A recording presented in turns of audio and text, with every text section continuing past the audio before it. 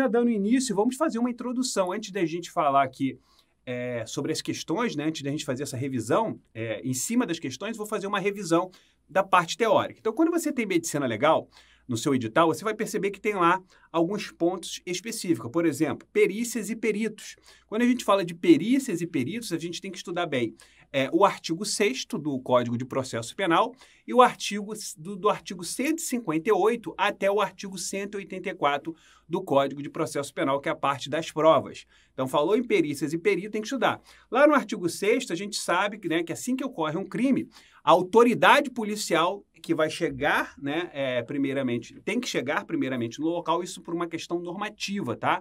Então, a gente está falando, é claro que a gente sabe que quem chega normalmente são os populares, né, a própria polícia militar, que são as pessoas que chegam primeiramente no local do crime. Mas o Código de Processo Penal deixa bem claro que é a autoridade policial que deve ir até o local do crime e preservar o local do crime. Quem é a autoridade policial, professor? É o delegado de polícia. A gente sabe que isso é impossível praticamente, mas estamos falando de prova, estamos falando de concurso público. Então, você tem que se prender o que está na norma, tá? Então, uma informação. Aí, depois tem algumas informações ali importantes falando sobre a liberação, né, das provas, ou seja, quando que o policial, né, a autoridade policial vai poder recolher as provas? Somente após a liberação dos peritos. Pessoal, são duas informações que caem muito em concurso público, tá?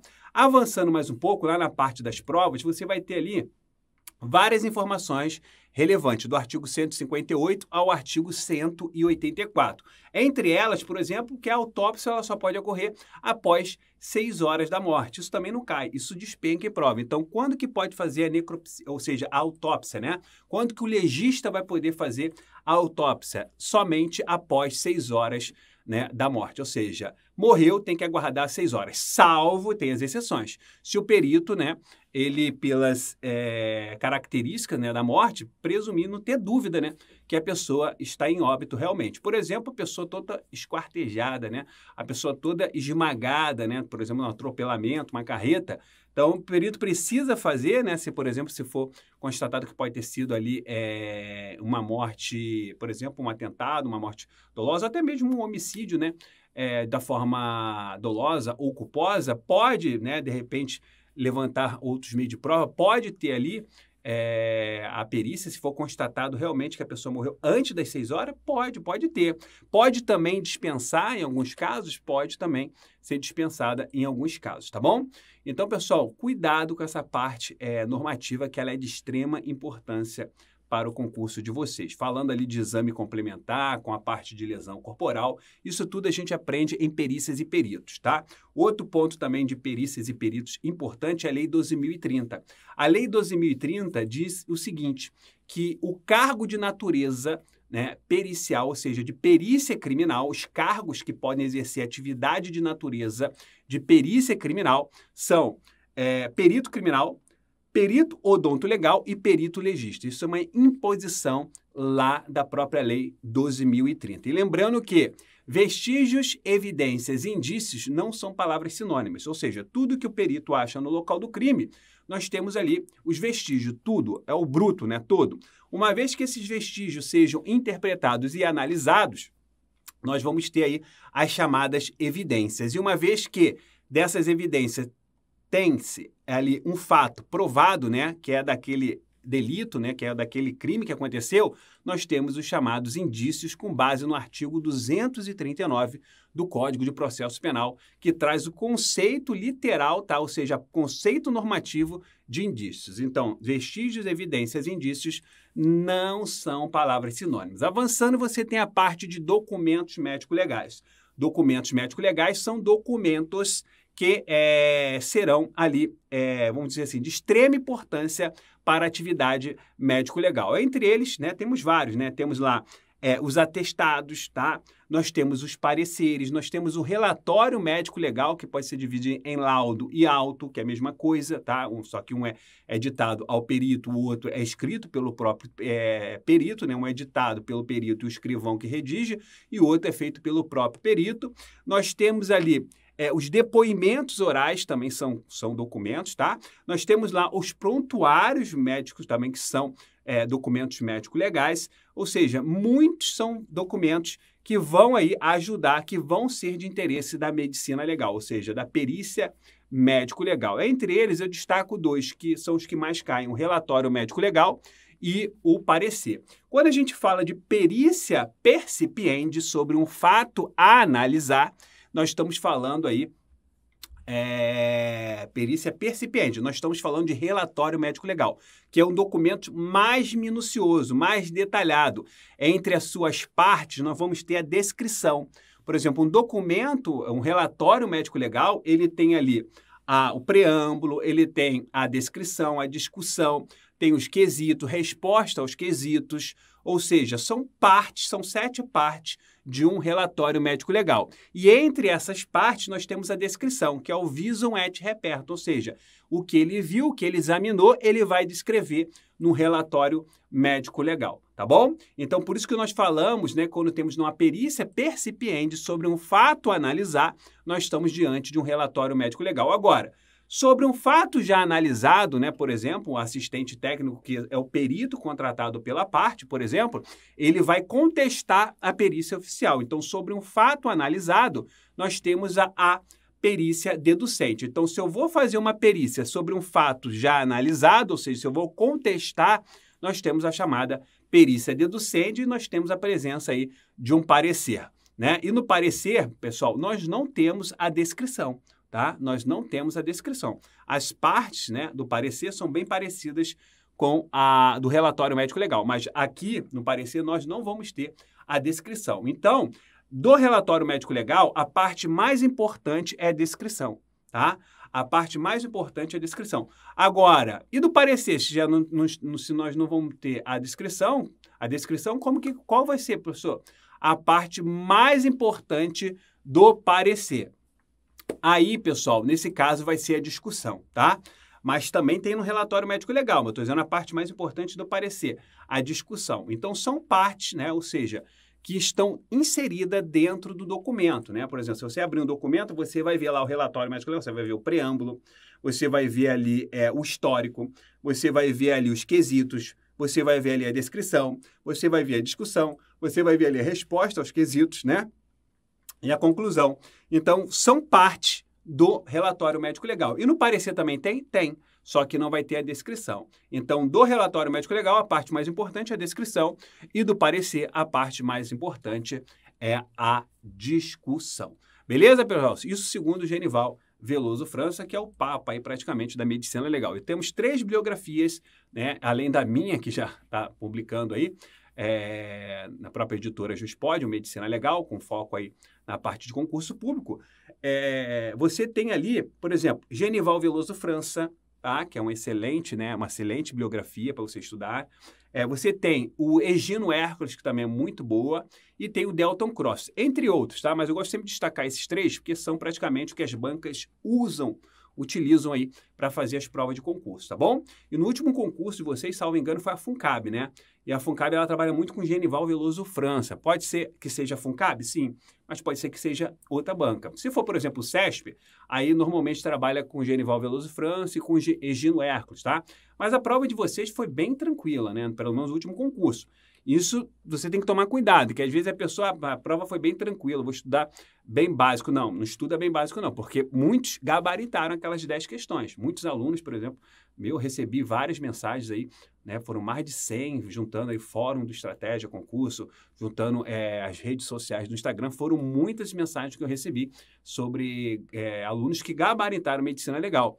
Então, isso tem que tomar cuidado, que foi a primeira vez que cobrou praticamente, acho que no de 2013 não tivemos medicina legal, então a banca tinha que saber mais ou menos ali, então, na verdade, ela não pegou pesado, mas pode ser que agora ela venha a pegar pesado em medicina legal. Então, você tem que estudar todo o conteúdo programático direitinho, porque são 10 questões e essas questões vão fazer a diferença no resultado de vocês. São 2 matérias que vão fazer a diferença no resultado de vocês, que muitos alunos estudam pouco.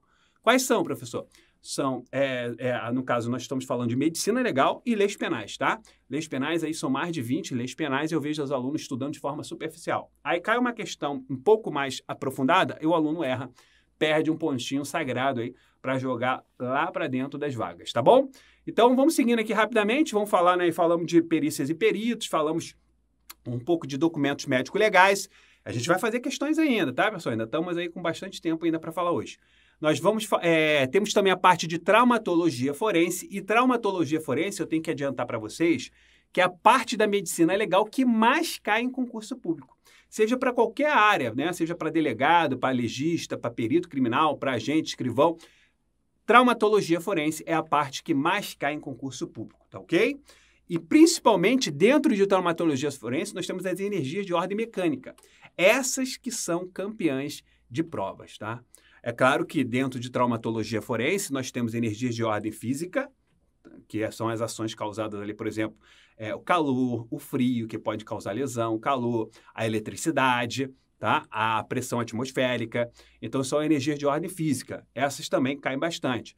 Mas energias de ordem mecânica, onde nós temos os instrumentos, a ação dos instrumentos, que pode ser uma ação simples ou uma ação composta. Ação simples, você tem os instrumentos perfurante, cortante e contundente.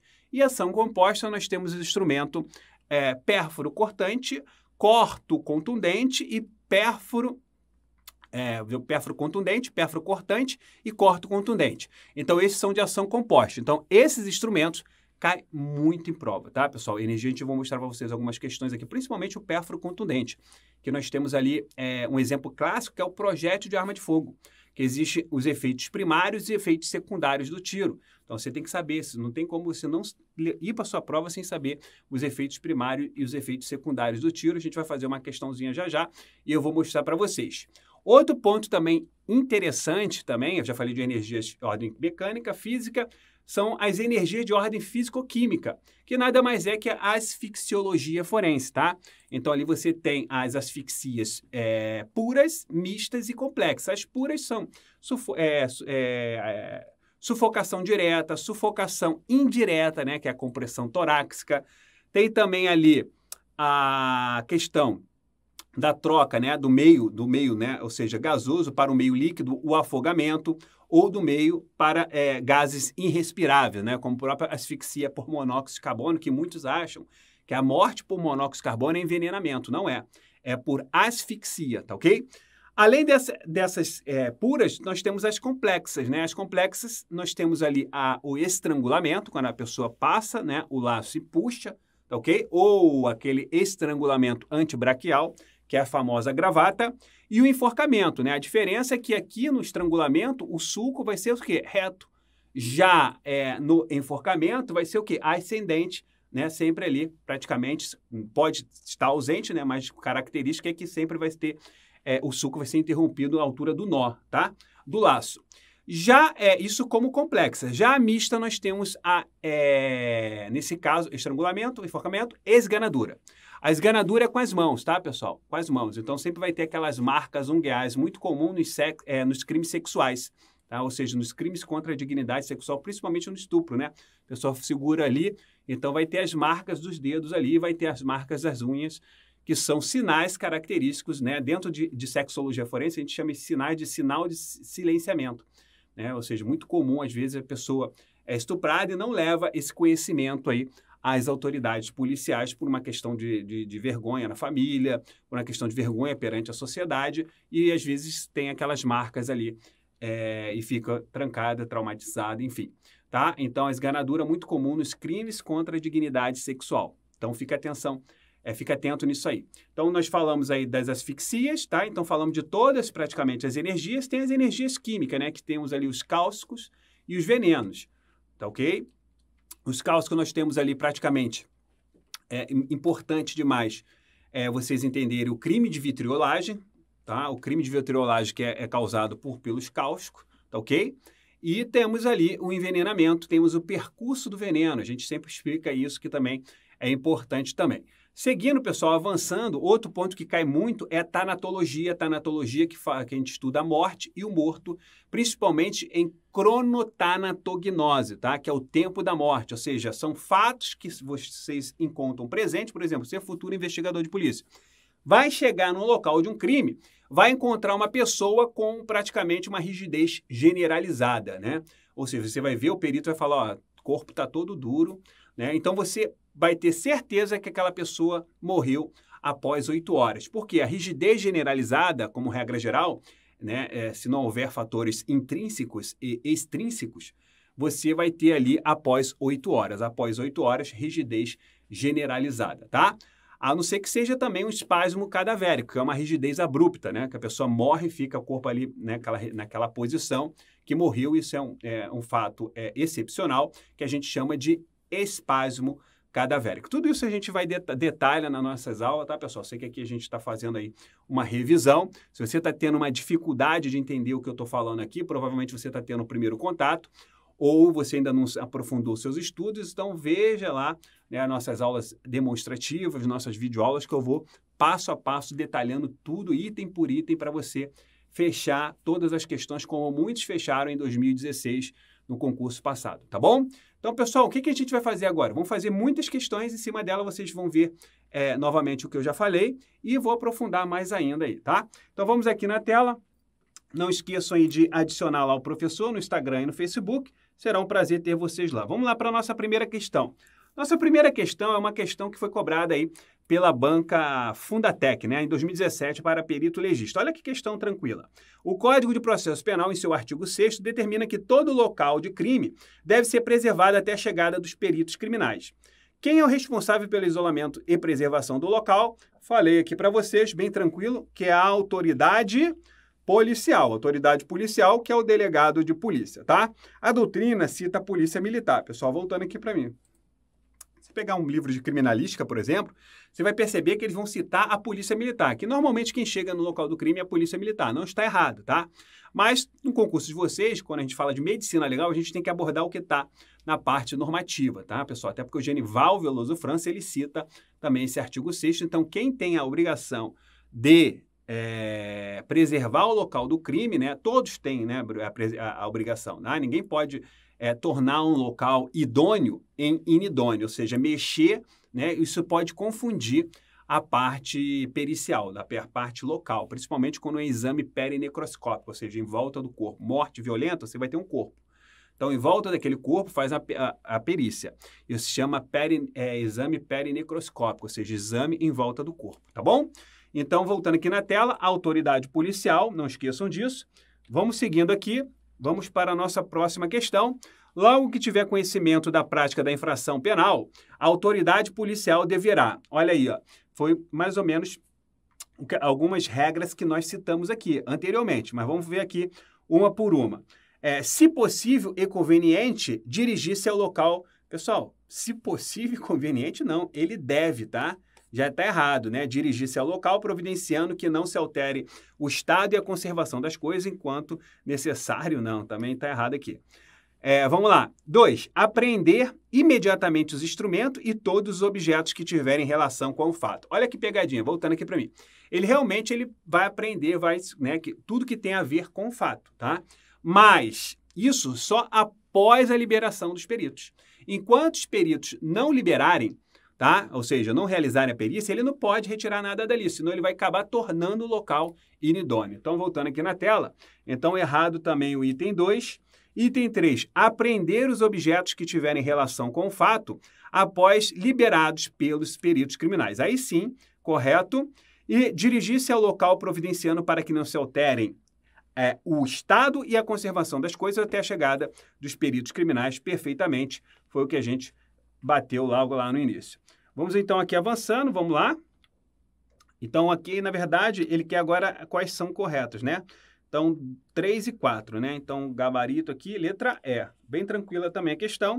Vamos para a nossa próxima questão. Questãozinha que caiu aí para delegado de polícia, tá? Pessoal, voltando aqui para mim. Professor, minha prova vai ser de investigador e escrivão. Tudo bem, mas são questões compatíveis com o estudo de vocês, tá? Então, a gente não pode aqui pegar só questões, por exemplo, se eu pegar questões, né? Já até abordei em outro momento as questões que caíram no concurso de vocês, mas são questões bem tranquilas. Então, assim, na verdade, eu vou estar praticamente, entre aspas, enganando vocês, porque eu tenho que ensinar o que realmente pode cair agora, em 2019, tá? Porque aquela prova de 2016, ali foi um outro momento. Não que não possa cair questões parecidas, Mas tem questões ali até mais difíceis do que essa. Não estou dizendo que todas foram fáceis, não. Tem, se não me engano, umas 3 questões lá que foram puxadinhas. Então, assim, as outras bem tranquilas. Então, você tem que saber que numa prova você vai se deparar com questões fáceis, medianas e questões difíceis. As fáceis e as medianas, vocês têm que pegar todas. E as difíceis, o máximo que você puder. Porque isso são as questões difíceis que vão jogar vocês para dentro da vaga. Para você não ficar ali naquele bolão, aquela história. Será que eu vou ser chamado para o TAF? Será que eu não vou? Então, garanta logo a sua vaga e pronto, tá? Vamos então aqui na tela. Com relação aos conhecimentos sobre o corpo de delito, perito e perícias em medicina legal e aos documentos médico-legais, assinale a opção correta. Vamos lá. Letra A. A perícia é o exame determinado por autoridade policial ou judiciária com a finalidade de elucidar fato, estado ou situação no interesse da investigação e da justiça. Opa, uma boa opção. Vamos ler as outras aqui. O atestado médico equipara-se ao laudo pericial. Pessoal, não se equipara, tá? A gente falou, ó, laudo e auto são a mesma coisa, só que um é ditado e o outro é escrito direto pelo perito. Só que ambos são o quê? São relatórios médico-legais, tá? Ambos, né, são relatórios médico-legais. Então, você tem que tomar cuidado com isso, porque as bancas gostam de misturar. Atestado é uma coisa, relatório médico-legal é outra, tá bom? Então, vamos aqui. Então, tá errado aqui, que não se equipara. Perito oficial é todo indivíduo com expertise técnica na sua área de competência incumbido em realizar o exame. Pessoal, voltando para mim, quem é o perito oficial? Perito oficial é aquele concursado. Você, futuro graduado, vamos dizer assim, por exemplo, em biologia, em física, em contabilidade, porque tem alguns estados que exigem uma especialidade específica. Você pode ser perito criminal, você vai atuar ora em laboratório, tá? Ou seja, na sua área, ora fazendo local de crime. Então, você é o perito criminal, é o perito oficial. Então, é o concursado e não aquele. Pode ser perito também particular, e sim, mas só que dentro do ordenamento jurídico, dentro do Código de Processo Penal, a gente chama de assistente técnico, que é o perito contratado pela parte, tá? Então, vamos aqui. D. É inválido o laudo pericial que não foi assinado por 2 peritos oficiais. Pessoal, antigamente, voltando aqui para mim que isso é importante, até 2008, realmente exigiam, né, 2 peritos, tá? Então, assim, para ter, né, validade, tá, tínhamos que ter 2 peritos oficiais. Hoje, basta somente um? Sim. Aquela mini reforma que tivemos pela Lei 11.690 de 2008 foi o que trouxe essa novidade aí, tá bom? Então, aqui está errado. Então, na letra E, define-se corpo de delito como conjunto de vestígios comprobatórios da prática de um crime evidenciando no corpo de uma pessoa. Pessoal, corpo de delito, pessoal, pode ser o corpo da pessoa ou qualquer objeto, tá? Então, o exame de corpo de delito é feito sobre a pessoa ou sobre os objetos. Então, corpo de delito, apesar de ter esse nome aqui, corpo, não é o corpo de uma pessoa, são os objetos e vestígios que podem estar ligados ao crime. Então, o gabarito aqui é letra A, sem sombra de dúvida, uma boa questão. Detalhamos aí item por item. Vamos avançando, né? Vamos lá. O laudo pericial deverá ser entregue em um prazo. Pessoal, voltando aqui para mim, o laudo pericial, né, ele vai ser entregue, como regra geral, muitos não conseguem cumprir esse prazo, isso é fato, tá? Até pela quantidade de perícias realizadas. Mas o laudo pericial, pela norma, pelo Código de Processo Penal, ele tem que ser fechado em 10 dias, podendo ser prorrogado em situações excepcionais, tá? Mas você tem que saber que são 10 dias. Vamos aqui na tela, então. Então, vamos lá. 30 dias não, 10 dias prorrogável por mais 10, não necessariamente por mais 10. 10 dias prorrogável por requerimento do juiz. Não, pessoal. O requerimento está aqui, ó, tem que ser do perito. Então, é a letra E. Boa questão também. Vamos avançando. Nossa próxima questão. Cadê? Vamos lá. Aí. Questãozinha de 2018 que caiu para papiloscopista, aqui não é da Polícia Federal não, tá? Devem ter misturado. Aqui é papiloscopista da Polícia Civil de São Paulo. Vamos lá. Um eminente médico e professor de medicina legal de renomada universidade recebeu uma consulta sobre determinado assunto de sua especialidade. Portanto, ao responder por escrito, objetivando esclarecer, responder por escrito, objetivando esclarecer dúvidas existentes em um relatório médico legal, ele emitirá um documento denominado, né? Então, na verdade, aqui, pessoal, ele está falando sobre dúvidas, tá? Voltando aqui para mim. Então, ó, já existe o relatório médico legal? Já existe. Então, porque ele falou, ó, responder por escrito, objetivando esclarecer dúvida existente em um relatório médico legal. Então, já tem que descartar laudo e auto. Por quê? Laudo, nem sei se tem aqui. Não tem, mas tem lá na letra E. Porque laudo e auto é a mesma coisa. Auto médico legal e laudo médico legal. Então, na verdade, quando você vai esclarecer, né, sobre um fato já analisado, ou seja, lembra, ó, sobre um fato já analisado. Então, nós temos o que aqui? O parecer. Então, vamos aqui na tela. Bem tranquila a questão também. Gabarito é a letra A. Vamos lá, próxima questão. Questão aí de 2017. Em alguns casos, é solicitada a opinião de um reconhecido técnico em alguma área pericial, que irá opinar sobre o que foi demonstrado nas provas ou do que foi lavrado nos laudos.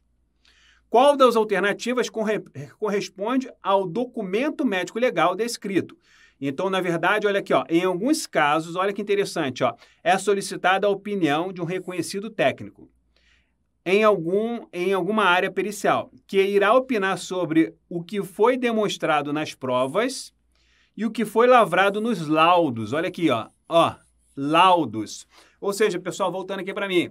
Então, já existe o relatório médico legal, professor? Já existe o laudo. Então, o laudo é laudo médico legal ou auto médico legal. Ambos são o quê? Relatórios médico legais, tá bom? Então, quando a gente fala isso, você tem que tomar cuidado. Então, se tem uma opinião técnica, se vai ser sobre um fato já analisado, não esqueça, nós vamos ter o quê? O parecer. Então, vamos aqui na tela, de novo aqui o gabarito, ó, parecer médico legal. Então, você não vai errar mais isso, né? Questão bem parecida com a outra lá. Vamos lá, seguindo. A diferença entre laudo e auto médico legal falei para vocês várias vezes, né? Ou seja, ele diz lá a diferença entre auto, né? Pessoal, tem que tomar cuidado porque o auto aqui, ó, você tem aqui, ó, relatório médico legal, tá? Relatório médico legal. Você vai ter o auto, de novo, repetindo, e você vai ter o laudo. O auto, pessoal, é um relatório que vai ser o quê? Ditado pelo perito. E o perito, ao ditar, quem vai redigir é quem? É o escrivão. Não é que ele não vai ser escrito, mas é o escrivão que vai fazer. E o laudo? O laudo, nesse caso, é o próprio perito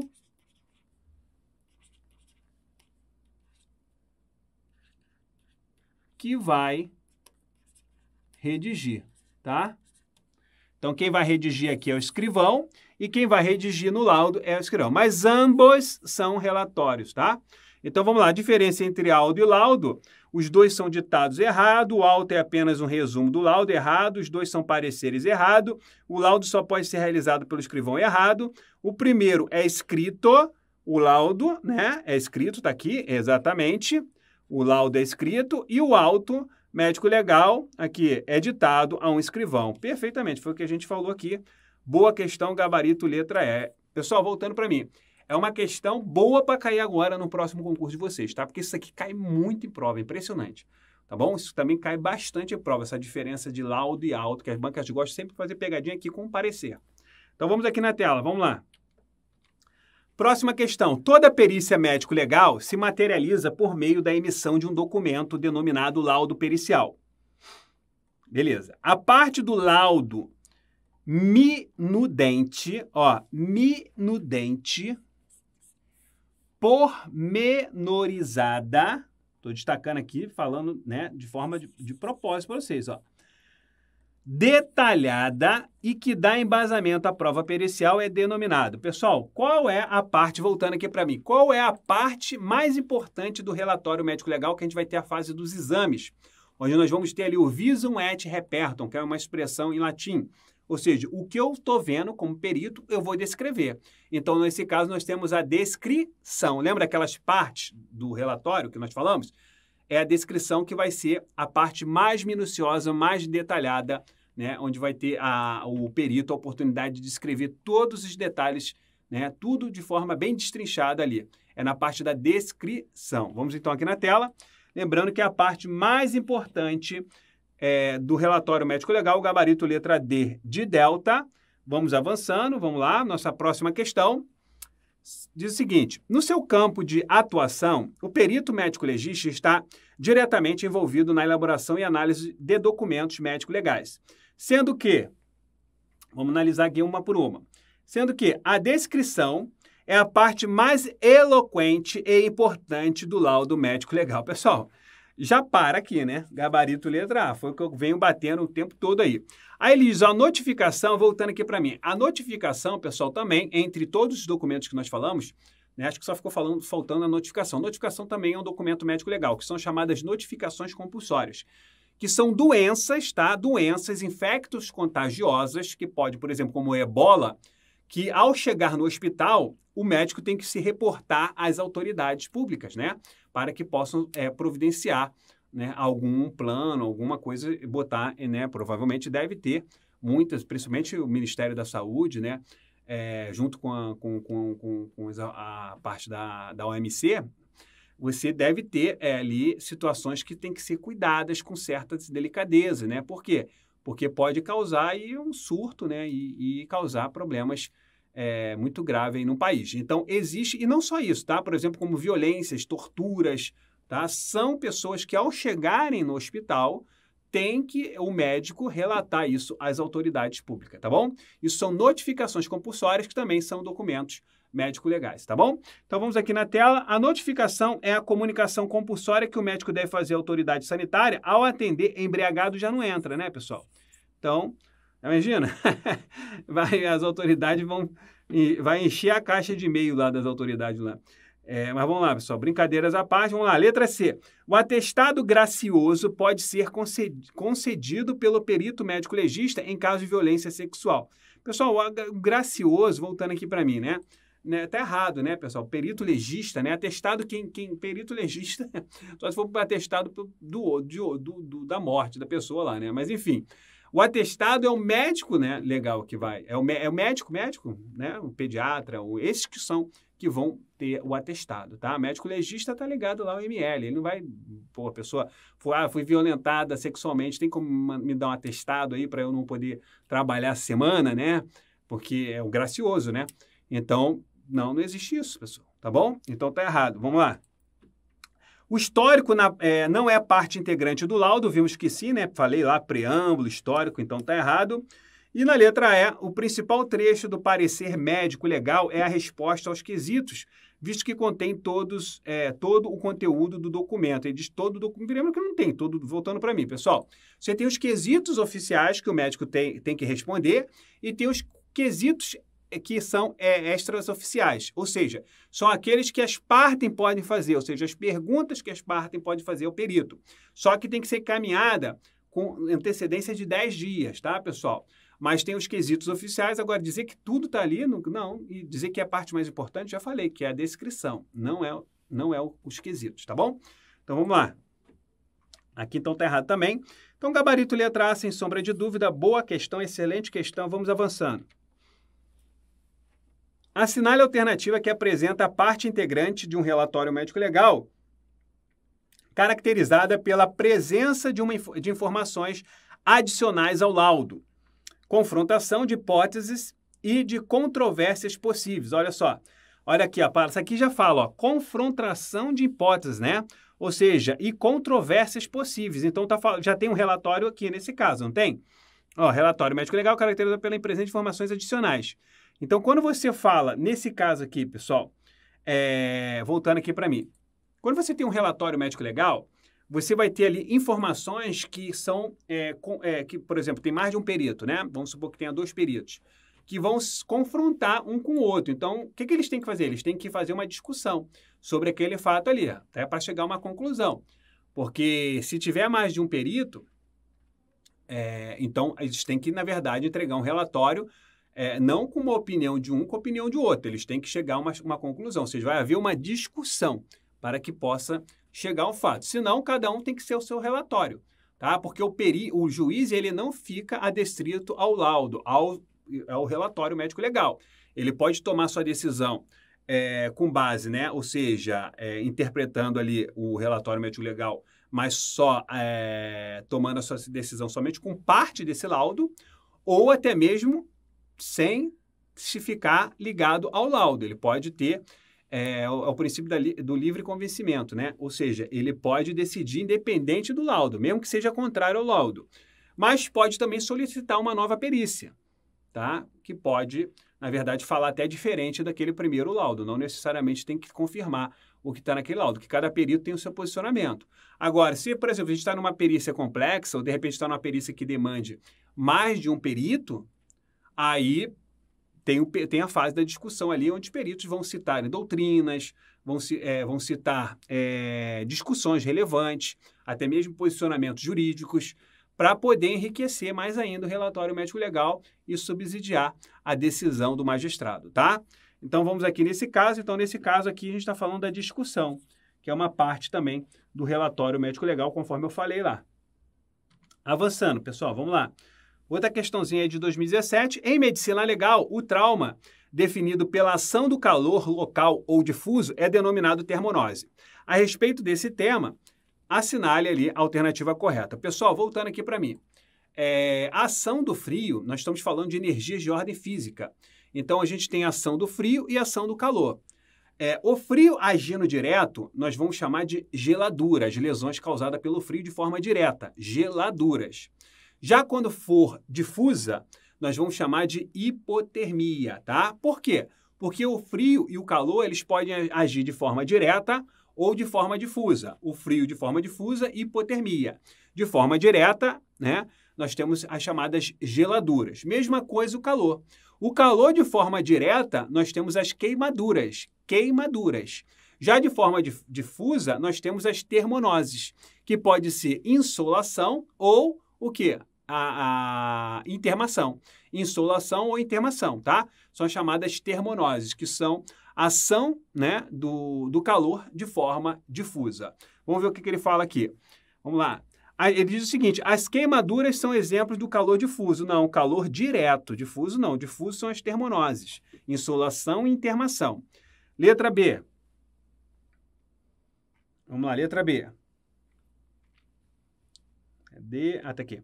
Na insolação, também conhecida como prostração térmica, olha o que ele diz. Na insolação, também conhecida como prostração térmica ou intermação, os sintomas são cansaço, sudorese profusa, palidez. Palidez, fraqueza muscular, mialgia, dor de cabeça, náuseas, tá? Então, na verdade, ele está falando aqui também, na verdade, são doenças do calor, né, pessoal? São doenças do calor. A banca acaba misturando também a questão própria da intermonose. Isso acontece mais nas intermações, né? Onde que ele fica ali no local, voltando aqui para mim, no local quente e isolado, né? E não na insolação, também outro erro, tá? Então, vamos aqui na letra C. A classificação das queimaduras tem por base o comprometimento externo, visível, ao exame pericial e leva em consideração o agente físico responsável pelas lesões. Pessoal, a classificação da queimadura, voltando aqui para mim, não tem a questão ele fala do comprometimento externo. Na verdade, você pode classificar ela em graus, né? Ou seja, pela profundidade da lesão. Você tem queimaduras de primeiro, de segundo, de terceiro e quarto grau, segundo Genival Veloso França. E a de primeiro grau só vai ter aquela vermelhidão, aquela que a gente chama de eritema. Ali tem um sinal muito comum que as bancas cobram, que é o sinal de Christensen. Sinal de Christensen, queimadura de primeiro grau. Já de segundo grau, nós temos o surgimento das flictenas, que são as bolhas, tá? Então, quando você queima e parece bolha, isso é uma queimadura de segundo grau, ok? E ali nós vamos ter, né, um líquido presente nessas bolhas que é conhecido como sinal de Chamber, tá bom? E no terceiro grau nós temos ali a presença da escarificação e na de quarto grau nós temos ali a carbonização, ok? Pela extensão, pelo comprometimento da área externa, é um conceito, uma visão mais clínica, tá? Então ali nós vamos ter queimaduras de que pode ser de, por exemplo, 10% do corpo, 20%, 15%. Como que você calcula isso? Pela regra dos 9, tá? Ou seja, você tem aqui, ó, somente a frente do braço queimado, 4,5%. E atrás, 4,5%. Total, todo o braço, 9%. Tronco aqui, ó, 9%. Atrás, 9%, totalizando ali Não, 18% e 18%, totalizando 36%. A perna, né? Aí a perna, sim, 9%, totalizando 18%. Cabeça, 4,5% e 4,5% atrás, totalizando 9%. Tá? Se você somar tudo isso, você vai chegar a 100% do corpo queimado. Então, aí sim é o comprometimento externo, né? O comprimento da queimadura ali nessa visão. Quanto à profundidade, é o que é o nosso interesse médico legal aqui, tá? Ou seja, queimadura de primeiro, segundo, terceiro e quarto grau. Então, aqui na tela, está errada também a letra C. E na letra D, entre as termonose, as chamadas doença do calor constituem um largo espectro de síndromes, sem que haja limite preciso entre uma e outra. São elas: endema, o que ele cita aqui, são elas: endema, amilária, síncope, a cãibra, a exaustão e a insolação. Ele até inclui aqui como termonose. Sim, são as chamadas doenças do calor. Aqui, na verdade, ele vai sobre o aspecto geral para o específico. Então, as termonoses, tá? Exatamente, gabarito aqui a letra D. Boa questão, questãozinha um pouco puxada, mas temos que aprofundar um pouco também. Vamos lá, pessoal, avançando. Próxima questão.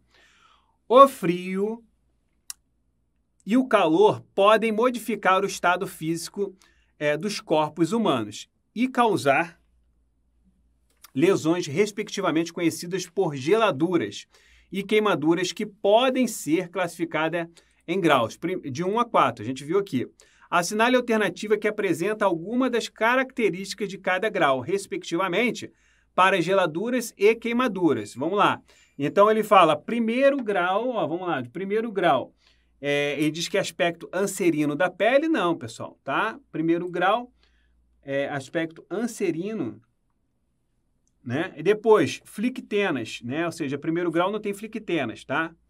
Aqui, para geladura, poderia até considerar sim, mas você não tem flictenas. As flictenas, para queimadura, é segundo grau, então tá errado aqui.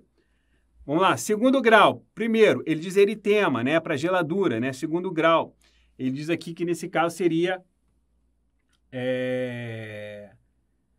seria bem... segundo grau aqui seria bem parecido, né? Sim, segundo grau, um eritemazinho, uma vermelhidão. Né? Ou seja, voltando aqui para mim, porque de primeiro grau é mais o quê? Um aspecto anserino realmente da pele. Porque existem classificações que já começam ali no primeiro grau tratando o eritema, mas não.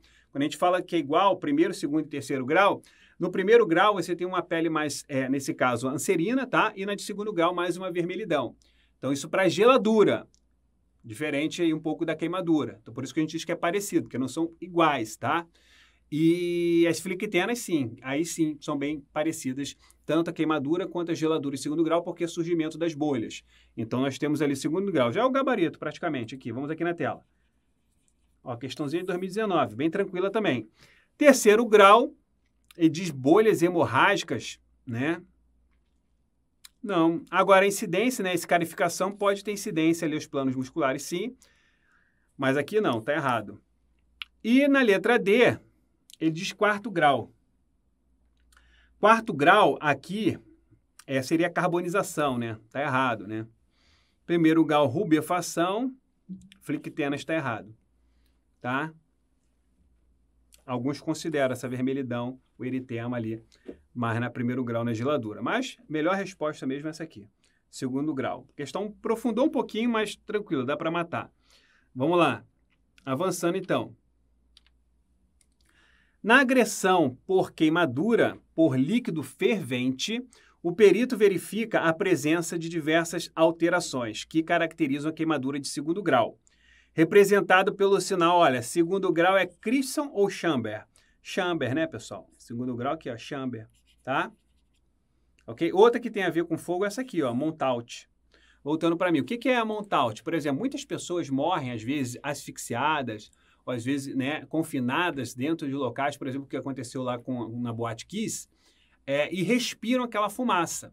E não necessariamente ela vai ter lesões, né, ação direta do fogo, tá? É somente ali a questão de ter ficado ali enclausurada dentro daquele ambiente e respirado aquela fumaça, aquela negra. E isso fica onde? Na árvore respiratória. Então, ao fazer a autópsia, né, o legista vai perceber isso. Então, vai ver esse enegrecido na árvore respiratória. Isso se chama sinal de Montaut, tá bom? Então, o gabarito aqui ficou a letra D, que é de segundo grau, né? Chamber. Vamos para a próxima questão. Vamos lá. Durante a necropsia de um cadáver é encontrado o sinal de Montaut. Ó, acabei de falar. Este sinal é um importante indício para saber se a vítima... Vamos lá. Letra A. Saber se a vítima sofreu alguma espécie de barotrauma? Não.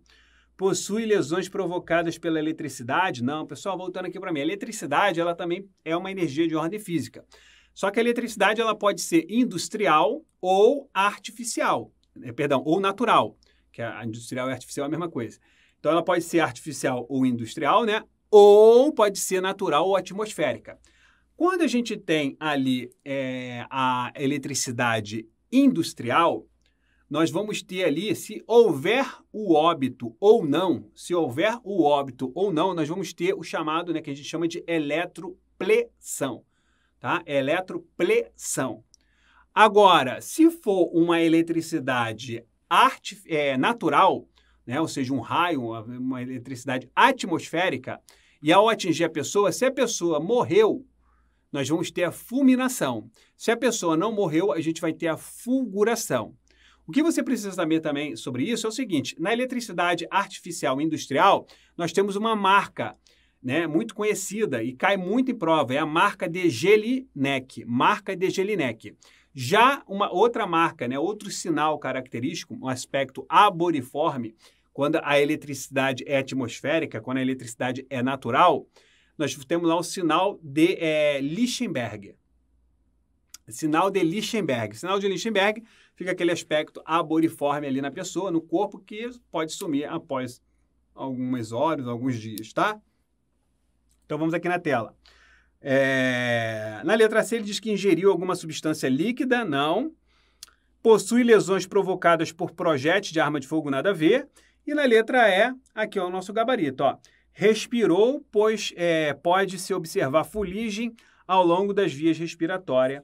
Gabarito, então, letra E. Boa questão também, banca Funcab, ó, tá? Só que essa aqui foi para delegado de polícia.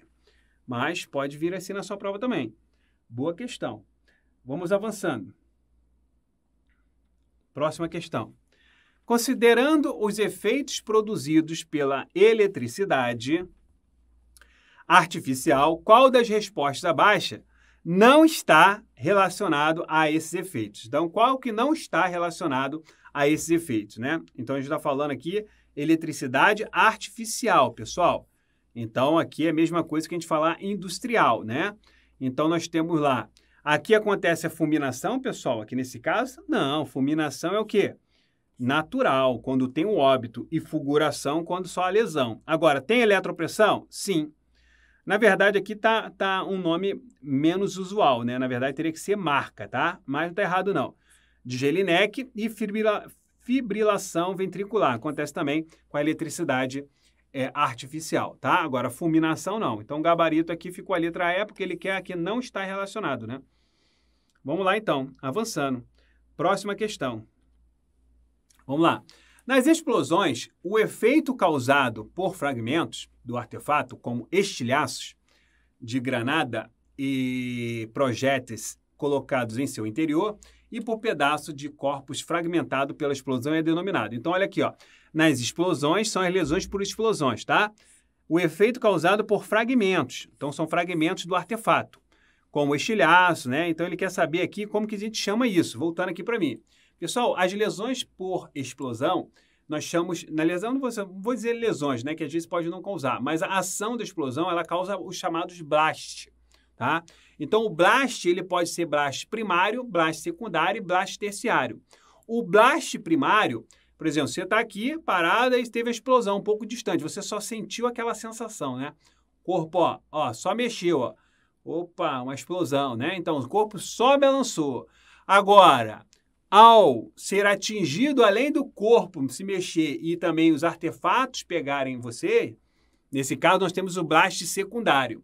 E o blast terciário, professor, é quando a ação é muito violenta, né, da explosão, e o seu corpo é jogado, né, por exemplo, para longe, ou seja, para uma parede, né, um poste, o que for, tá? Então, seu corpo é arremessado, é o blast terciário. E aqui nas opções, você vai ver, ó, que ele fala de barotrauma, está ligado mais à questão da pressão atmosférica, tá? Aí você tem bands, né, tipo, a banca começa a criar, blast primário, Eu já vi que falei que não. Então, o blast é o quê? Secundário. Então, é só você pensar assim, ó. Por exemplo, você tem um anteparo aqui, aí você tem um corpo. Né? Vamos supor que o corpo, né, foi jogado ali na parede. Então, esse corpo aqui, ao ser arremessado, você vai ter o blast terciário. Ok? Já esses artefatos que são jogados, né, na explosão, aqui nós vamos ter o blast secundário.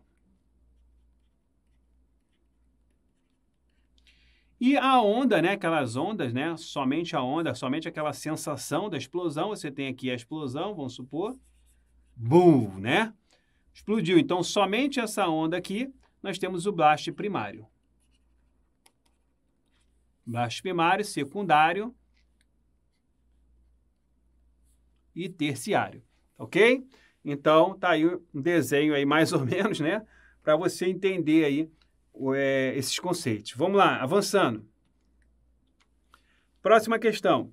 Assinale a opção que apresenta lesão corporal resultante da ação de agentes químicos. Lembra que eu falei para vocês, pessoal, voltando aqui para mim, que a ação das energias, né, de ordem química pode ser os cáusticos e os venenos. Então, você tem ali os venenos, que vai agir internamente. Então, você tem várias fases, percurso do veneno ali que são importantes, né? E também tem ação externa, né, que são os cáusticos, que vai trazer o chamado crime, chamada lesão, que é conhecida como vitriolagem. Olha aqui na tela. Então, aqui ó, a questão caiu para auxiliar de perito, hein? Então, aqui nesse caso, letra B, né? Vitriolagem. Vamos avançando. Considerando a modalidade de asfixia mecânica de enforcamento, assinale a alternativa que apresenta a característica correta referente ao sulco produzido no pescoço da vítima. Então, a característica correta aqui, nesse caso, quando a gente fala de enforcamento, né? Enforcamento. E ao sulco, voltando, pessoal, as lesões, tá? O sulco, essa parte equimosada da lesão, só acontece em vida. Se a pessoa está em óbito, qualquer tentativa de lesão vai ser uma lesão esbranquiçada. Por quê? Por ausência de infiltração hemorrágica. Já em vida, vai surgir. Então, quando a pessoa tem a trama do laço, você pode ver que às vezes você bota uma bolsa, a mulher, por exemplo, bota uma bolsa muito apertada não, né? Vamos dizer, muito pesada, e às vezes fica com uma marca aqui, ó, né? E às vezes fica até roxo, né? Ufa, assim, eu já vi. Então, ali, você tem ali, né, uma lesão que foi causada em vida, você tem uma infiltração hemorrágica, então vai ficar uma região equimosada. A mesma coisa acontece com os traumas, né? Ou seja, com o sulco do laço, vai ficar profundo e vai ficar aquela vermelhidão e pode ficar ali um pouco ainda meio, não vou dizer roxo, né? Porque a pessoa morreu. Então, se a pessoa morreu, vai interromper o que a gente chama de espectro de Legrand-Sally, que caiu no último concurso de vocês, né? Que é a lesão com o espectro de Legrand-Sally, a gente está falando de equimose. E as equimoses, elas surgem muito, por exemplo, na ação contundente, né? A ação dos instrumentos, ou seja, a ação das energias de ordem mecânica, né? Seja ação simples ou composta. Você vai ter ali, pode ter a presença de equimoses. E essas equimoses, ela tem cores. E quais são as cores dessas equimoses, pessoal? Você tem ali aquela vermelhidão, né? Depois vai ficando roxo, né? No segundo, terceiro dia ali roxo, e vai embora. Aí vai ficando azulado, depois vai ficando esverdeado e depois amarelado e some ali por volta de 17 a 20 dias. Então, pessoal, isso se chama espectro equimótico de Legrand-Sally. Cai muito em concurso público, caiu no último concurso de vocês. E no enforcamento, você precisa saber que você vai ter a trama do laço. Se for enforcamento, vai ser o quê? Ascendente, ele vai ser assim, ó, né? Vai ficar interrompido, normalmente interrompido ao nível do nó. Mas se for estrangulamento, vai ser o quê? Horizontal, tá? Horizontal. Vamos ver o que ele fala aqui, ó. Vamos lá. Então, o sulco produzido nesse caso aqui, ele diz uniforme em toda a periferia do pescoço. Ele está dizendo que é uniforme aqui, mas ele está falando de enforcamento, não. Horizontal, não. De profundidade, uniforme, não. Por baixo da cartilagem tireoide, não, é acima o estrangulamento. Aqui, na verdade, ele trouxe toda a característica do estrangulamento, tá, pessoal? E o oblíquo ascendente do enforcamento. Então, aqui, nas primeiras opções, A, B, C e D, Ele trouxe toda a característica do estrangulamento, tá? E já aqui, nesse caso, oblíquo ascendente é do enforcamento. Então, vamos avançando. Próxima questão. Ao exame pericial, a presença de um sulco horizontal, olha, agora é horizontal, ó, horizontal, de profundidade uniforme, completo na maioria das vezes e localizado externamente na região cervical, associado à presença de sinais externos de asfixia, sugere o quê? Né? Bem tranquilo agora, né? A gente está falando de estrangulamento, gabarito letra B. Avançando. São exemplos de morte por asfixia. Então, vamos ver o que realmente são aquelas que nós falamos, né? Asfixias puras, complexas e também mista. Então, ó, soterramento, sim. Vou marcar. Hanseníase, não. Afogamento, sim, ou seja, sai do meio gasoso para o meio líquido. E enforcamento também. Então, já é opção, isso aqui já é opção. Igual gabarito letra B. Mas vamos ver aqui, ó. Eletropressão, não. Eletropressão é energia industrial, né? Energia artificial. Vimos lá. Esganadura, sim. Asfixia. Choque pivolêmico, não. Choque pivolêmico acontece muito com a hemorragia interna, né? Sufocamento aqui, sim. Estrangulamento, sim. E litíase de vias biliares, né? No caso aqui, também não. Ok? Então, essas aqui não são exemplos de asfixia, ó. Nada a ver com morte de asfixia. As outras, sim. Serve para revisar aí. Vamos lá. Uma questão boa para cair também, ó. Caiu para papiloscopista, tá vendo? Vamos avançando. Gabarito letra B. Vamos para a nossa próxima questão. Vamos lá. Próxima questão aí.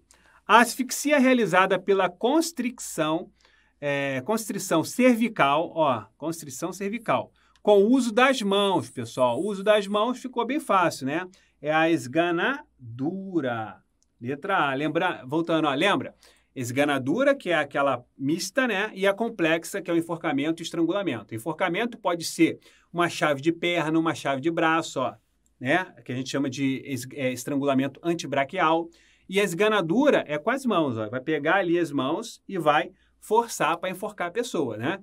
Muito comum, mais uma vez, nos crimes contra a dignidade sexual, principalmente no estupro, tá? Para reter, para segurar a pessoa ali enquanto pratica o ato criminoso. Tá bom? Então, nesse caso aqui, letra A. Vamos lá, próxima questão. No soterramento, pode-se encontrar associação de outros tipos de asfixia denominado. Pessoal, voltando aqui para mim. Essa questão aqui para mim foi muito boa. Voltando, ó. O soterramento é quando a pessoa é asfixiada por algum meio pulverulento, não necessariamente terra. Pode ser terra? Pode. Pode ser grãos? Pode. Pode ser cimento? Pode. Caiu no tonel de cimento? Sim. Desmoronou uma casa, um prédio, respirou pó, poeira, areia, morreu soterrada, ou seja, soterramento.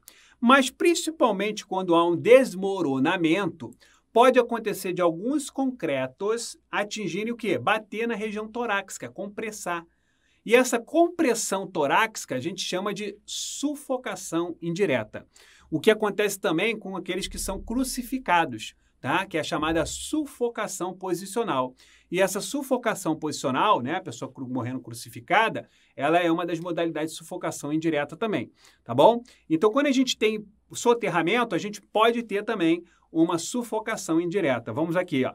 Então, ele diz o seguinte, ó, no soterramento pode-se encontrar a associação de outro tipo de asfixia. Muita gente marca sufocação indireta. Voltando para mim, é um erro, porque a sufocação direta é a obstrução das vias respiratórias, boca, nariz, por exemplo, mão, ó. A pessoa pega a pessoa por trás, ó, e tampa. Travesseiro, isso é sufocação direta. Soterramento é uma outra modalidade de asfixia. Essa é que a pessoa respirou grãos, respirou meios pulverulentos, pó, tá bom? Ou grãos, tá bom? Então, cuidado. E dentro de um desmoronamento pode ter o desabamento de madeiras, concreto, que pode causar o quê? Uma compressão torácica. Então, sufocação indireta. Uma questão excelente para mim essa aqui. Boa questão, bem elaborada. Difícil, né, para alguns, porque muito tem que conhecer esses detalhes, mas é uma boa questão. Vamos lá. Avançando. Próxima questão. Uma vítima de agressão apresenta 2 lesões no tórax. Uma vítima de agressão apresenta 2 lesões no tórax. A primeira tem as bordas nítidas, definidas e regulares, sem nenhum sinal em torno da lesão. A segunda apresenta formato ovalado, né, com uma das bordas em ângulos agudos e outra arredondada. Essas lesões são classificadas respectivamente. Pessoal, voltando aqui para mim. Aqui a gente já começa a falar de energias de ordem mecânica, falando de instrumentos. Ação do instrumento, né? Então, o instrumento cortante, ele age por deslizamento. O instrumento que causa a ferida incisa, tá? Ou, né, muitos não gostam de citar o que eu vou falar agora, mas Genival Veloso França cita. Se tiver na sua prova lesão cortante, não está errado. Porque você tem que aprender o seguinte, que o instrumento é cortante. A lesão é incisa ou lesão cortante, somente nesse caso. O instrumento é contundente, a lesão é o quê? Contusa. O instrumento é perfurante e a lesão é o quê? Punctória. O instrumento é pérfuro-cortante, a lesão é pérfuro-incisa. O instrumento é corto-contundente, a lesão é corto-contusa. E o instrumento é pérfuro-contundente e a lesão é pérfuro-contusa. Pessoal, cuidado, as bancas gostam de inverter. O instrumento é uma coisa, a lesão é outra, tá? E aqui ele traz alguns sinais característicos de alguns instrumentos. Vamos ver aqui na lesão, ó. Uma vítima apresenta, de novo, 2 lesões históricas. A primeira tem bordas nítidas, ó, definidas e regulares.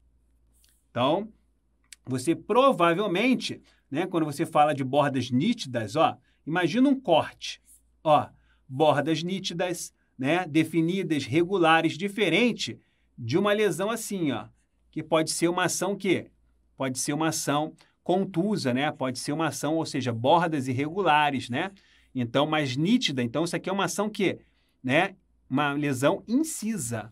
Então, ó, nítidas, definidas e regulares, com bordas, com uma das bordas em ângulos agudos. Olha aqui, ó, que interessante, ó. Ó, ângulos agudos, tá vendo? Uma, né? Ele diz só uma. Então, vamos tirar aqui. Então, vamos botar essa aqui, que não é em ângulo agudo. Então, pessoal, voltando aqui para mim, imagina uma faca, né? Ou seja, você está ali, cortou, né? Ou pérfuro cortante, né? Você perfurou e uma tem ângulo agudo, e a outra não. Então, a outra é a parte de trás da lâmina, né? Do gume. Então, ou de uma lesão, né? Que pode ter uma saída. E essa saída, quando é um corte assim, né? Que vai ter uma saída superficial, é onde finaliza a lesão. Vai ter ali a chamada cauda de escoriação. Porque quando inicia a lesão, você vai ter ali uma profundidade maior. E a saída, né, mais superficial. Então, tem é cicatrizado de forma mais rápida. Então, você tem ali a chamada cauda de escoriação, muito comum nas ações cortantes, tá? Vamos então aqui. A segunda apresenta um formato ovalado, ou seja, um buraco, né? Ó, ovalado. Com uma das bordas em ângulo agudo e a outra arredondada. Essas lesões são classificadas respectivamente como ferida, né? Então, ó, ferida. Ferida, nesse caso aqui, você tem aqui, ó, ferida incisa. Você tem ferida incisa, já falei aqui para vocês, né? E tem também, ó, vamos botar aqui, ó, perfurante não, né? Incisa aqui sim, causada por um instrumento cortante. E ferida pérfuro cortante, sim, causada por Calma aí, deixa eu ver aqui. O segundo apresenta formato ovalado, com bordas em ângulos agudos e outra arredondada. Ah, se tem ângulos agudos, então não é perfurante não, pessoal. Aqui, ó, voltando aqui. Se tem ângulos aqui, ó, também, né, que eu não tinha visto esse detalhe. Então, você, na verdade, tem aqui, ó. Aqui sim, tá? Só voltando aqui. Aqui você tem, né? Aqui, ó, que ele fala aqui, ó, de novo. Bordas nítidas, regulares, sem nenhum sinal, então, da lesão. Beleza. Então, bordas nítidas. Cortante. E aqui ele já tem um formato assim. Quando ele falou ovalado, né? É porque é tipo um buraco, só que tem um ângulo agudo. Então, você tem aqui a ação do gume e a parte, conforme eu expliquei para vocês, a parte de trás do gume, tá ok? Então, nesse caso aqui, você tem realmente incisa causada por instrumento cortante e ferida pérfuro cortante, ó, que a faca penetrou. Voltando aqui para mim. Quando a faca penetra, né? Quando a faca penetra na barriga da pessoa, ele vai fazer o quê? Um buraco. né? E esse buraco ele tem se for só de um gume, tá, pessoal? Que pode ser um punhal. Se for um punhal, vai ter 2 ângulos agudos, mesmo tendo o buraco, né? Mesmo sendo ovalado, tá? Vai ter ali 2 gumes, porque um punhal tem 2 gumes. E pode ser uma faca normal, cravou ali, vai ter um ângulo agudo e o outro não. Então, caracterizando aí uma faca com um gume só. Isso às vezes até a banca pergunta. Interessante que quando essa lesão é na região do abdômen, a pessoa vai ali, crava a faca, aí a força, o que pode acontecer? O túnel da lesão, ou seja, aquela profundidade da lesão, ter um comprimento maior do que o instrumento. Ou seja, o túnel tem um comprimento X e o instrumento um comprimento Y. O que isso caracteriza, pessoal? Um sinal que cai muito em prova, que é chamado de lesão por acordeão de laca sanguínea. Lesão por acordeão de laca sanguínea, tá bom? Então, também, isso às vezes cai até de uma forma, seria uma questão até difícil aí para a prova de vocês. Mas voltando para cá, então, de novo, ó, então aqui você vai ter uma ação cortante, né, uma lesão incisa, e uma perfurante, que é pérfuro cortante, porque foi com um instrumento com um gume, causado por instrumento pérfuro cortante, tá? Então, o gabarito é aqui a letra B. As demais, você pode perceber que aqui, ó, aqui poderia causar, mas olha aqui, ó, que interessante. Incisa é causada por um instrumento deslizante, né, que é a faca, age, né, quando corta de forma deslizante, tá certo? Agora, ferida pérfuro cortante de 2 gumes, não. Que aí, senão, seria uma lesão com 2 gumes, tá? Aí seria uma lesão com 2 gumes, ou seja, 2 ângulos agudos. Aí sim, foi o que eu acabei de explicar agora. Então, o gabarito realmente é a letra B. Vamos avançar. Boa questão para fazer uma revisão e aprofundar um pouco. Vamos lá, próxima questão. Próxima questão. Tendo em vista a relevância da determinação da distância de um disparo com arma de fogo, bem como a necessidade de conhecimento acerca dos elementos do disparo na saída da arma, para a verificação de um tiro a curta distância, queima-roupa, quando observado os sinais na pele da vítima, também deverá ser levado em consideração o seguinte aspecto. O que a gente também tem que levar em consideração aqui? Pessoal, voltando aqui para mim. Aqui ele está falando dos efeitos primários e secundários do tiro. Vamos só rapidamente aqui, ó. O tiro, ele pode ser a distância, né? Quando eu falo a distância, pessoal, não é aquele de 1 quilômetro não, tá? É acima ali de praticamente 70 centímetros. Então, se você tem ali 70 centímetros ali, você atirou 1 metro, 70 centímetros, você já é um tiro à distância. E nesse tiro à distância, pessoal, não vamos ter o quê? Os efeitos secundários do tiro, que eu já vou explicar. Somente os efeitos primários, que é o efeito causado pelo projétil de arma de fogo. Então, a ação do tiro, ela pode causar, né, efeitos primários e efeitos secundários. Os efeitos secundários, eles são causados pelos gases, né, da arma, expelido pela arma de fogo, esfumaçamento, partículas que saem. Então, isso vai estar presente onde? No tiro a curta distância, aquele tiro bem próximo, ou seja, chamado queima-roupa. Porque o tiro ele pode ser encostado, a curta distância ou a distância. A distância, efeitos primários, causados somente pelo projétil. Então, projétil, principalmente a arma com alma raiada, né? Que a arma ela pode ser alma lisa ou alma raiada, dentro da arma. Que a alma lisa são os balins, né? Normalmente são as espingardas de caça. Então, ali você não tem o quê? Aquelas ranhaduras no projétil. Já a alma raiada, você vai ter essas ranhaduras no projétil. E o projétil ele sai em rotação. E essa rotação, ao pegar na região tegumentar, ela vai causar algumas lesões. Por exemplo, como o arrancamento ali da derme, da epiderme, que a gente chama de orla de escoriação, tá? Orla de contusão. Temos ali o enegrecido, né, que vai ficar na pele impregnado, né, que vai sair do resíduo do projétil, que é chamado orla de enxugo. E a orla equimótica, que deixa aquela lesão que segue aquele espectro também equimótico lá. Ou seja, a orla equimótica vai ficar ali aquele arroxeado depois, vai ficar uma vermelhidão rapidamente, depois aquele arroxeado. Então, isso é chamado orla equimótica e volta aquele ciclo. Isso são ações, ou seja, efeitos primários que são causados pelo projétil de arma de fogo. E é o projétil de arma de fogo que é um instrumento pérfuro contundente. Porque a arma não é um instrumento pérfuro contundente. A arma, se for utilizada contra uma pessoa, uma coronhada, por exemplo, ela vai agir como instrumento contundente e não pérfuro contundente, ok? Então, pessoal, e os efeitos secundários? Os efeitos secundários, você vai ter ali partículas, gases, calor, né, que são expelidos, que ao estar, né, próximo você da pessoa e atirar, pode causar alguns sinais. Por exemplo, zona de tatuagem. Zona de tatuagem, as partículas que saem da arma ficam impregnadas na pele. Isso não sai facilmente, isso fica impregnada, tá? E essa impregnação chama zona de tatuagem.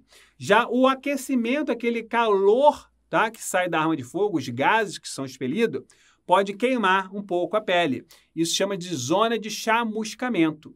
Já aquele enegrecido, aquela fumaça preta que fica impregnada também, a gente chama de zona de esfumaçamento ou falsa tatuagem. Isso sai facilmente. Sai facilmente porque são somente aquele esfumaçamento. Então, uma simples lavagem a um pano pode tirar praticamente tudo ou quase tudo. Então, isso é esfumaçamento, tá bom? Efeitos secundários do tiro. Presente sempre, né, entre aspas, salvo algumas situações que eu vou falar, em tiro a curta distância. Mas tiro à distância, não, e raramente no tiro encostado. Mas tiro a curta distância, efeitos primários e efeitos secundários do tiro. Tiro à distância, efeitos primários.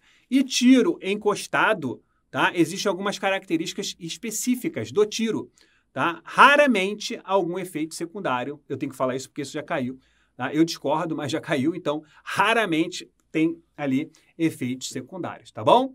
Então, muita atenção nisso, que isso não cai. Isso despenca e prova. E os tiros encostados, eles trazem algumas características específicas.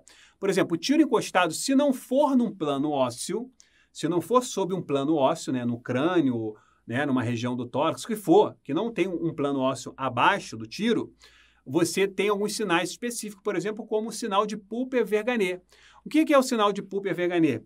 É quando tem uma tatuagem, né, do cano e a alça de mira. A arma ela tem a massa e a alça de mira. Você encaixa a alça e a massa de mira, você faz o quê? A chamada visada do tiro, no alvo. Então, aquela alça ali, junto com o cano, com aquela marca do cano impregnado, é um tiro encostado. E deixa aquela tatuagem. Isso chama sinal de Pulper-Verganet. Já se for sobre um plano ósseo, que vai reter um pouco o impacto, né, você vai ter uma explosão.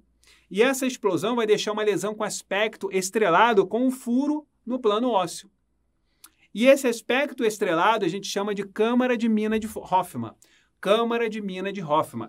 Já a fuligem que fica naquele osso ali, no osso, por exemplo, no crânio ou em qualquer outra parte que tem o osso, ali nós vamos ter o chamado sinal de Benassi. Sinal de Benassi, caracterizando, apresentando que realmente houve ali que, na verdade, se trata de uma lesão de entrada, tá? Uma lesão de entrada. Mas se você pegou só um crânio, sem pele, sem nada, só um crânio e tem 2 furos, qual que você vai... como você vai saber por onde que entrou o tiro, pessoal, nesse caso? Aí você vai ter que analisar o funil de Bonnet ou o cone truncado de Poisson, que vai formar ali dentro, né? Ou seja, pelo aspecto da lesão de entrada e de saída pela espessura, né? Você vai conseguir identificar o cone truncado de Poisson, ou seja, para você identificar qual é a entrada e qual é a saída do tiro. Se for num osso o tiro e perfurou o osso, né, a arma no tiro encostado também perfurou o osso. Desculpa, a caneta caiu. Então, perfurou o osso e o tiro encostado ali vai deixar aquele enegrecido dentro do osso, ou seja, um túnelzinho. Esse enegrecido dentro desse túnel do tiro se chama sinal de Schuss-Canol. Sinal de Schuss-Canol. Então, são características específicas do tiro encostado, tá? Então, vamos analisar agora aqui a questão. Vamos lá na tela. Vamos analisar aí.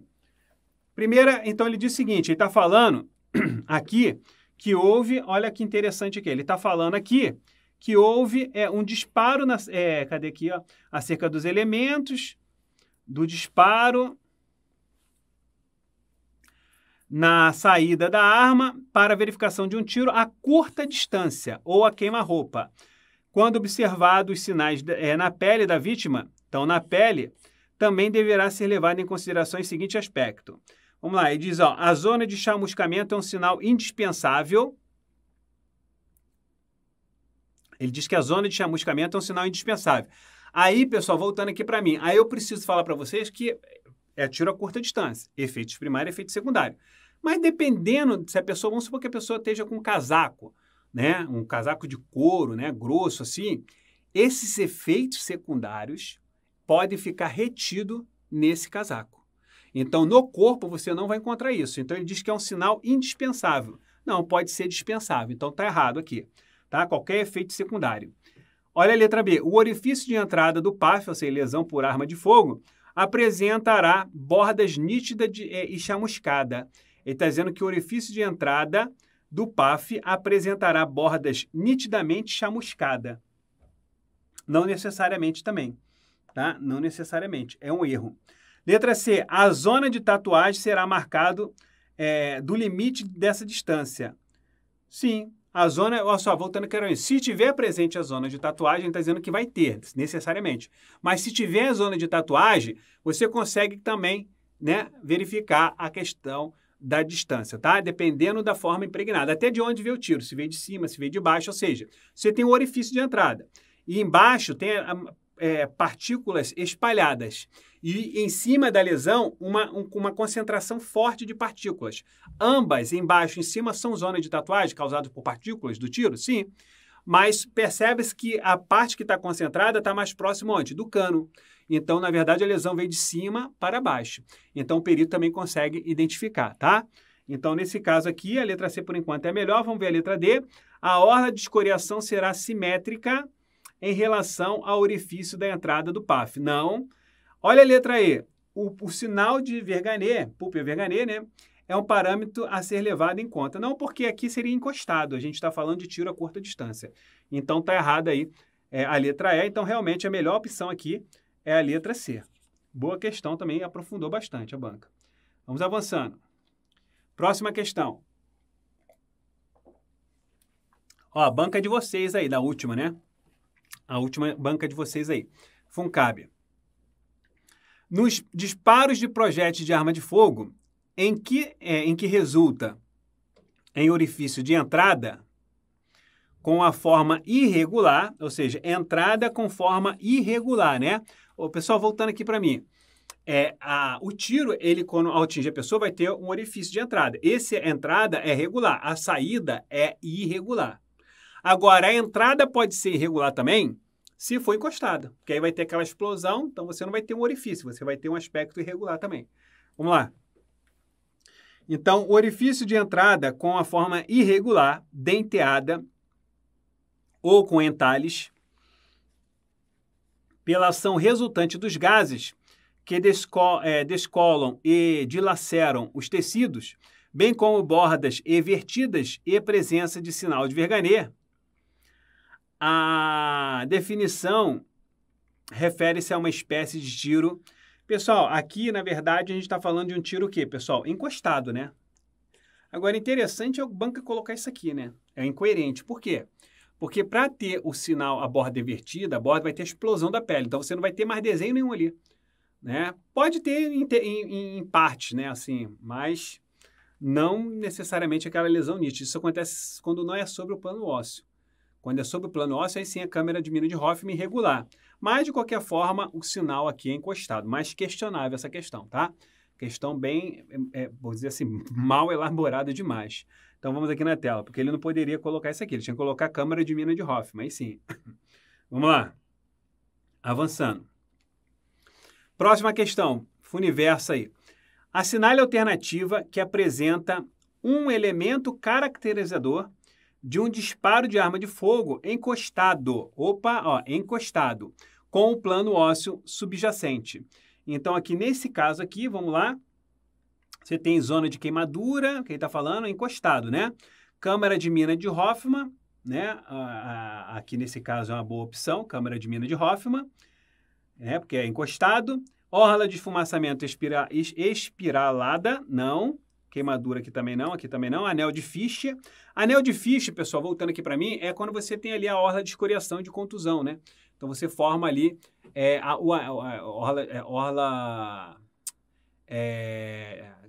a destruição da derme, né? Ou seja, você tem uma orla de contusão. Então, você tem presente ali o anel de Fischer. Voltando aqui. E descolamento epidérmico também não. Então, tá aqui. Sem sombra de dúvida, letra B, que é encostado, né? Câmara de mina de Hoffman. Avançando aqui, vamos lá para mais uma questão.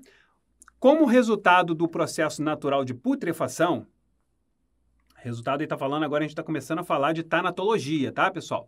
Então, vamos lá.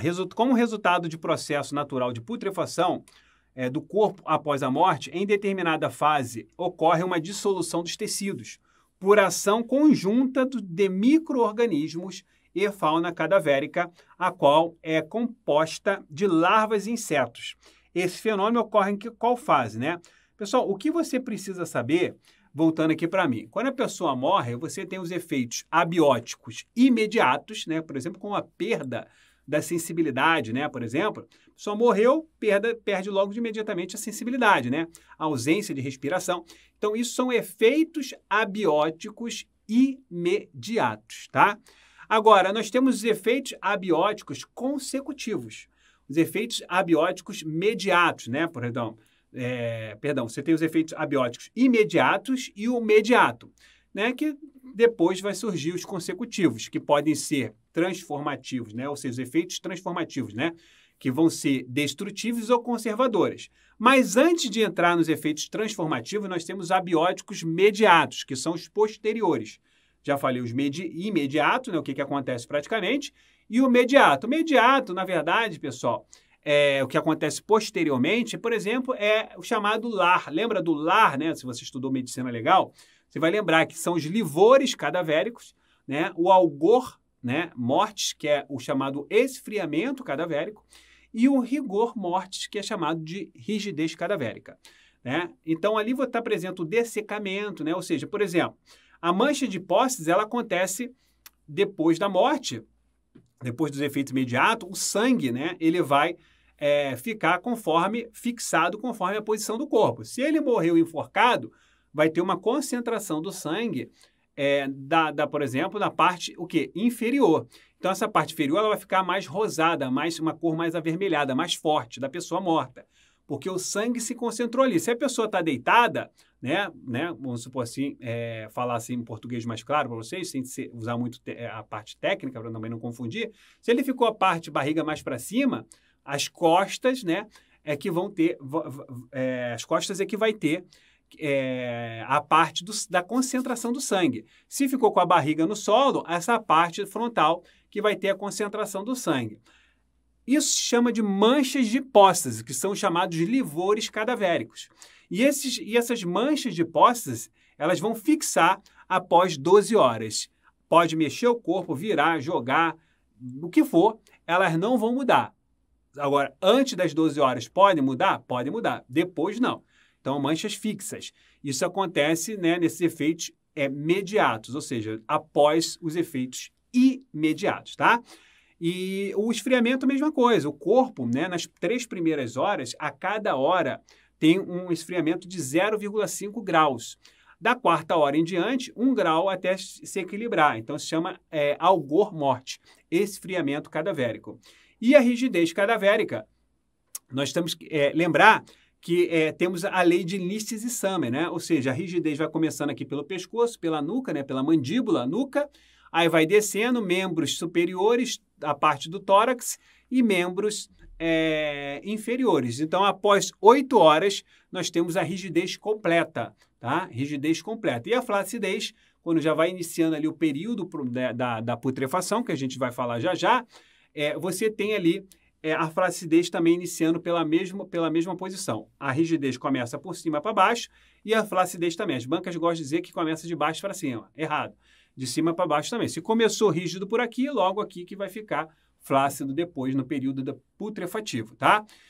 Então, efeitos abióticos imediatos e efeitos mediatos. Temos também os efeitos transformativos, que podem ser destrutível, né, ou conservador. Os efeitos transformativos, né, ou seja, destrutíveis, vamos dizer assim, que são vários, esses efeitos nós temos ali, por exemplo, a maceração. Primeiro começa com a autólise, né? A autólise é a destruição tessuidal. E depois vem a putrefação. E a putrefação tem períodos, tá? Tem um período, por exemplo, o primeiro período é o período cromático ou de coloração. Eu vou destacar aqui para vocês visualizarem que é melhor. E temos também a maceração que acontece com o feto na cavidade intrauterina, tá? Do 5º ao 9º mês, temos ali a chamada maceração, tá bom? Que é um efeito também consecutivo destrutivo. E conservador, os efeitos conservadores também podem acontecer. Às vezes a forma que a pessoa morreu, né, pode o corpo ser preservado de alguma forma, tá? Então você tem ali, por exemplo, a mumificação. A mumificação é um efeito transformativo conservador. A saponificação ou adipocera também é a mesma coisa. Então, só montar aqui para vocês, ó, rapidamente, que aí você não erra isso aqui. Porque a banca às vezes só pergunta isso, ó. Fenômenos, vou botar aqui, ó. Fenômenos abióticos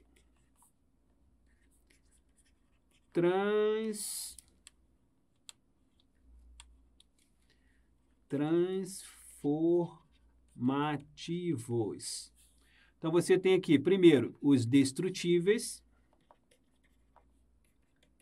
Vou botar os destrutivos e os conservadores.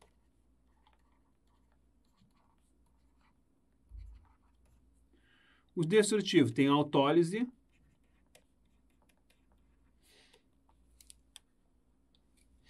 tem a putrefação,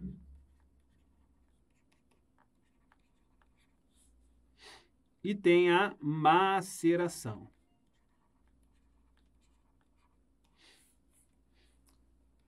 Já os conservadores temos a mumificação,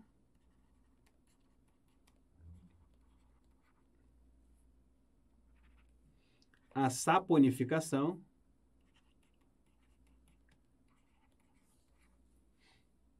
a calcificação,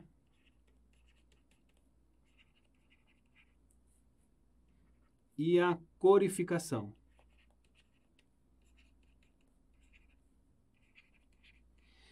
Tá? Então, são fenômenos aqui conservadores, tá, pessoal? Só voltando aqui para mim. Falei da autólise, falei da putrefação. A putrefação aqui que tem ali os períodos, né? Ou seja, você tem a coloração, que é o primeiro período, o período da coloração é o período que a gente chama de cromático, onde surgem as manchas verdes abdominais. A mancha verde abdominal, ela vai estar presente logo de início ali na fossa ilíaca direita, tá? Fossa ilíaca direita. Então, está dentro do período cromático, período de coloração. Depois tem o período enfisematoso, né, onde temos ali também a circulação póstuma de Brodel, de 36 a 72 horas, mais ou menos, presente ali. Né, a mancha verde abdominal ali, em torno de 18 a 24 horas, presente ali também. Tá? Surgimento da mancha verde abdominal. E a circulação póstuma de Brodel, onde temos os gases, né? Ou seja, bolhas, né, com gases, né, que podem ser inflamáveis ou não, no período enfisematoso. Né? Por que eu disse que pode ser inflamável ou não? Se a banca quiser aprofundar. No primeiro dia, ao estourar a bolha, né, Brodel identificou que aquele gás não era o quê? Inflamável. Já do segundo ao quarto dia, ele disse que sim, não é inflamável. E dali em diante também não inflamável, tá? Se a banca quiser aprofundar, né? É uma questão bem difícil aí para vocês. Na parte teórica a gente detalha muito mais isso aí. Mas enfim, pessoal, temos também o período colicoativo, tá? Que é a parte que já indo ali para esqueletização, e a esqueletização, que é o esqueleto propriamente dito. Então, são períodos putrefativos, tá ok? Então, dentro de putrefação. A maceração eu falei, então esses três são destrutíveis e tem aí os conservadores que eu destaquei. Falei da mumificação, falei da saponificação, que é a mesma coisa que a adipocera. A calcificação são chamados litopédios, né? É petrificação do corpo, tá? É conservador. E a corificação é quando o corpo ele é fechado numa urna hermeneticamente fechada, né? Urnas metálicas, né? Onde você não tem o quê? A passagem de micro-organismos, né? Então, isso acaba preservando o corpo. Então, é chamado de corificação. Então, fenômenos abióticos transformativos, destrutíveis e conservadores. Não esqueçam disso. E lembrando que tem os efeitos abióticos imediatos e os imediatos, tá? Que já está dentro daquele período ali ainda inicial. Então, vamos ver aqui o que ele fala aqui na questão, para a gente matar aqui e fechar logo isso.